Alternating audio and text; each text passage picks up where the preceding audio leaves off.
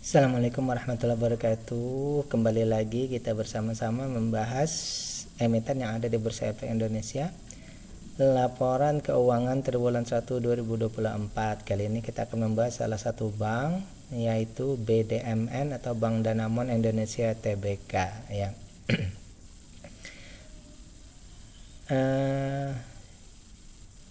PT Bank Danamon Indonesia Tbk atau BDMN ini bergerak dalam bidang jasa perbankan umum dan jasa berbasis syariah. Jadi mereka gabung jadi satu ya. Mereka beroperasi pada tahun 2002 ya.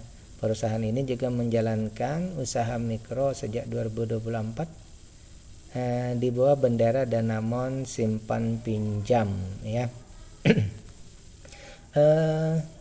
Sekali lagi, analisa ini adalah bahan pemikiran tambahan saja atau sebagai bahan edukasi, bukan untuk perintah melakukan aksi beli atau jual. Jadi ini hanya sebagai bahan pemikiran tambahan, karena setiap investor itu punya cara dan sistem mereka masing-masing yang unik. Setiap aksi itu dilakukan dan tanggung jawab oleh si investor itu sendiri ya. Kemudian analisa kita ini sekali lagi berdasarkan analisa fundamental, khususnya value investing.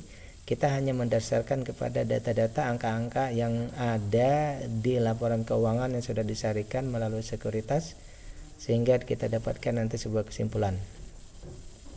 Baik, kita cek dulu laporan keuangannya seperti biasa. Dari semua data yang kita dapat tadi ya, ada beberapa concern di sini ya. Yang pertama bahwa valuasinya murah ya, valuasinya murah.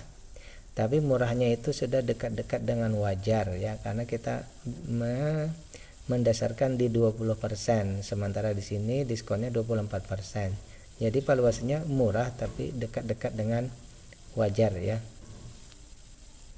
Kemudian juga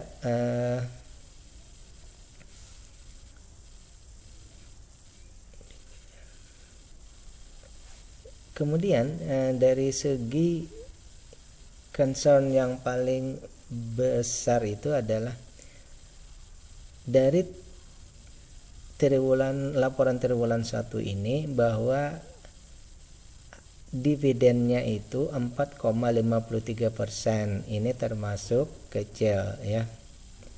Nah, dari sini kalau semua kriteria kita, bahwa kita mensyaratkan itu 5%, sehingga untuk kriteria kita untuk Bank Danamon ini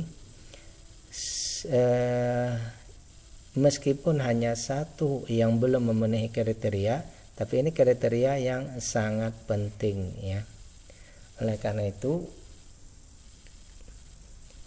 tentu saja ini sangat berpengaruh besar, dan juga bahwa perusahaan ini dikuasai oleh asing sebanyak 95% ya. Asing itu menguasai saham ini sebanyak 95%. Jadi secara fakta bahwa perusahaan ini sebenarnya sudah dimiliki oleh asing. Jadi yang 7,5%-nya itu kalau menurut saya pribadi itu hanyalah kepatutan untuk memenuhi kriteria minimal free float ya. Jadi kalau menurut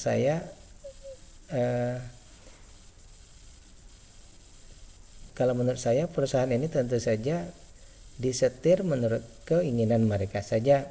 Mau mereka mengasih dividen besar atau kecil tidak terlalu masalah bagi mereka ya, karena semuanya tetap berada dalam lingkup mereka. Mau di dalam perusahaan ataupun di luar pun tetap saja itu dalam kriteria mereka ya. Jadi simpulannya begini, 95% berarti dari 7,5% itu pun ada 2,5%-nya tetap dimiliki mereka juga secara perorangan ya, atau institusi yang lain, sehingga realnya hanya 5% saja ya. Oleh karena itu kalau menurut saya pribadi, bahwa ada dua concern di sini ya. Kita menunggu dividen besar dan ya kepemilikan retail membaik ya, seperti itu saja. Dan itu mungkin akan agak sulit ya, karena tadi mereka menguasai hampir seluruhnya ya, jadi agak susah istilahnya kita menunggu mereka menjadi membaik. Oleh karena itu ya mungkin bahasanya saja kita menunggu, cuma istilahnya itu memang agak sulit ya, anggap saja belum layak untuk investasi bisa, atau menunggu tadi ya, karena memang agak sulit ya untuk menunggu dividennya kecil ya.